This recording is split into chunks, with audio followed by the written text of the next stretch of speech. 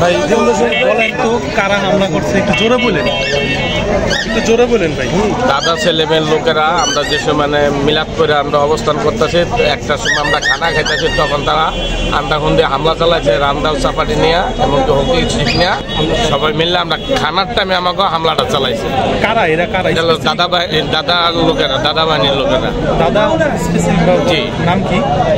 সুমন, আলামিন, এ কয়জনের নাম জানি, আমি তো সবার আর চিনি না, এ কয়েকজনের। দাদা সেলিম কার লোক জানেন? এটা জাকির খানের লোক।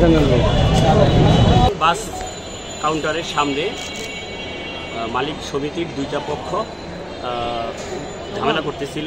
উক্ত সংবাদের ভিত্তিতে আমরা সেখানে যাই, গিয়ে দুই পক্ষকেই প্রথমে শান্ত থাকার চেষ্টা করি। তারপরে শান্ত না হলে আমরা যৌথ বাহিনীর সমন্বয়ে আমরা ওখানে ডিসপাস করি এবং শক্ত হাতে এটা দমন করি। আমরা 7-8 জনকে অ্যারেস্ট করেছি।